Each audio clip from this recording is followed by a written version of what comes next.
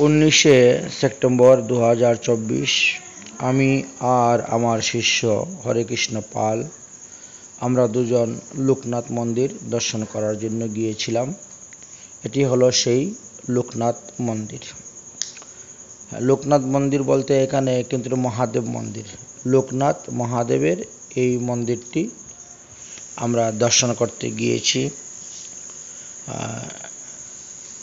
আমরা শুনতে পেয়েছি জনগণের শ্রুতিবাক্য অনুসারে যে ভগবান রামচন্দ্র পিতৃসত্য পালনের জন্য যে 14 বৎসর বনবাসে গিয়েছিলেন, সেই সময় তীর্থ ভ্রমণ করতে করতে তিনি এই উড়িষ্যাতে এসে উপস্থিত হয়েছিলেন এবং এই স্থানে এসেছিলেন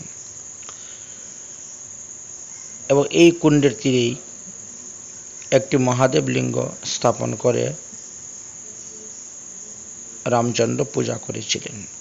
আর এই যে সাগরটি দেখতে পাচ্ছেন, নদীটি, পুকুরটি, এই পুকুরে মা সীতা দেবী স্নান করতেন, রামচন্দ্র স্নান করতেন। তবে জানা যায় যে ভগবান রামচন্দ্র যে লোকনাথ শিবের পূজা করেছিলেন সেটা এখন এই জলের নিচে আছে। বৎসরে একদিন মাত্র তোলা হয়, শিবরাত্রি দিন, এবং সেটাকে পুজো করা হয়। তো আমি যতটুকু পারি সমস্ত ভিডিও করে করে আপনাদেরকে শেয়ার করাবার চেষ্টা করতেছি, দেখাচ্ছি। এটা হলো সিংহদ্বার। আচ্ছা, মন্দিরের বাইরে সব কিছু বিক্রি হচ্ছে, অর্থাৎ প্রসাদ দ্রব্য, দুধ, দই, ঘি বা দুগ্ধ জাতীয় মিষ্টি দ্রব্য সবই হচ্ছে। এই যে পার্বতী সাগর দেখতে পাচ্ছেন আপনারা, হ্যাঁ, এই পুকুরটাকে এখন পার্বতী সাগর বলা হয়। এই পার্বতী সাগরে সবাই যান, আচমন করেন, হাত মুখ ধোন, কেউ বা স্নান করেন, কেউ বা সেখান থেকে জল নিয়ে মহাদেবের মাথায় ঢালেন, বেলপাতা, ফুল ইত্যাদি অর্পণ করিয়া থাকেন। এখানে এরা কিছু নিয়ম লিখে গিয়েছেন।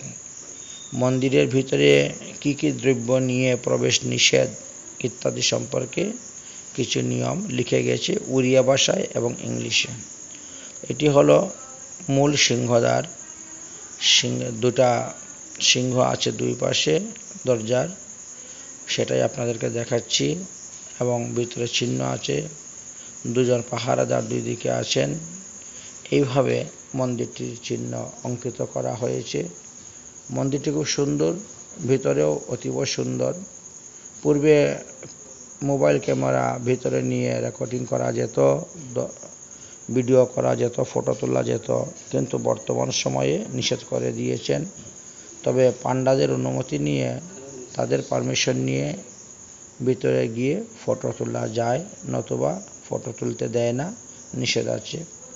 বাইরে মোবাইল জমা রাখতে হয় এবং একটা মোবাইলে 20 টাকা করে নিচ্ছে জমা।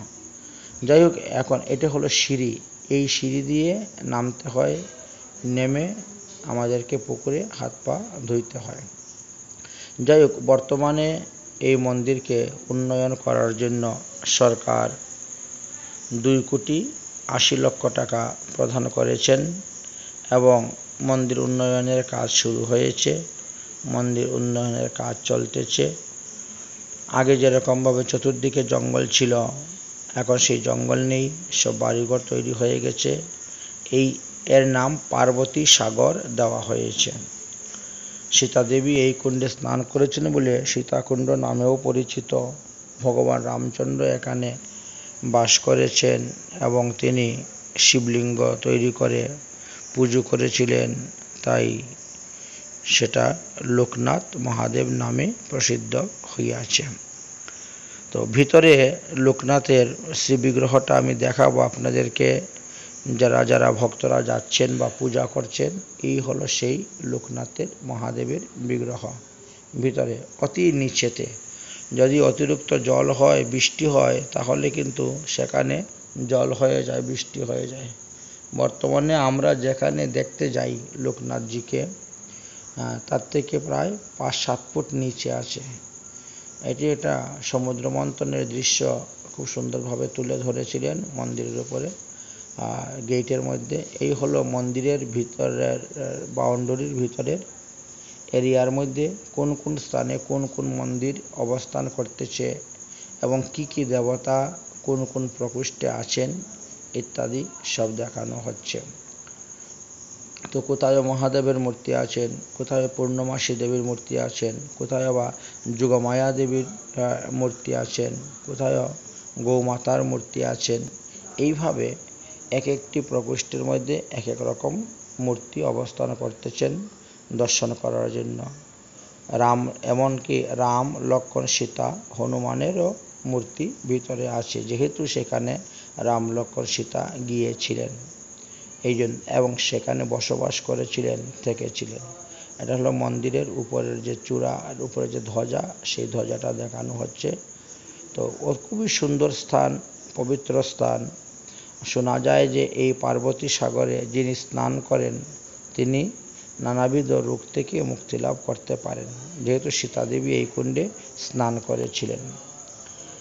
আর দর্শনার্থীর শ্রাবণ মাসে সব থেকে বেশি ভিড় হয়, অন্য সময় ভিড়টা কম হয়ে থাকে। তো কেউ কেউ পা হাত ধুন, কেউ আচমন করেন, হাত পা ধুয়ে মন্দিরে যান, কেউ বা স্নান করেন, স্নান করেও মন্দিরে গিয়ে শিবের পূজা করে থাকেন। তো এই শিব হলেন লোকনাথ মহাদেব। এখানে অন্য কোনো লোকনাথের কথা বলা হয় নাই, এখানে মহাদেবের কথাই বলা হয়েছে, এই লোকনাথ মহাদেব। তাই আমরা এই লোকনাথ মহাদেবের মন্দিরটা আপনাদেরকে দর্শন করাচ্ছি। দেখেন বহু যাত্রীগণ যাচ্ছেন, দর্শন করতেছেন, কেউ বা পুজো করতে যাচ্ছেন, কেউ বা আবার পুজো করে ফিরে আসতেছেন। তো দূর থেকে যতটা সুন্দর আমরা দেখতে পাই, নিকটে গেলে আবার ততটা সুন্দর দেখা যায় না। তো এখানে প্রদীপ জ্বালানোর ব্যবস্থা আছে, ভিতরে প্রদীপ না জ্বালানোর জন্য এইখানে সামনে একটি মহাদেবের শিবলিঙ্গ আছে, এখানে সমস্ত ভক্তরা প্রদীপ জ্বালান, দর্শন করেন। এই যে দর্শনার্থীরা যাচ্ছেন, কেউ বা পরিক্রমা করছেন, কেউ বা পূজা সমাপ্ত করে আবার ফিরে আসতেছেন। তো এইভাবে বিভিন্ন দিকে ঘুরে ঘুরে আমরা লোকনাথ বাবার অর্থাৎ লোকনাথ মহাদেবের মন্দিরের ভিডিওটি করেছিলাম, সেটাই আপনাদের সামনে তুলে ধরেছি। জয় রাধে শ্রী রাধে, নিতাই গৌর হরিবল। জয় লোকনাথ মহাদেব, জয় পার্বতী সাগর কি জয়।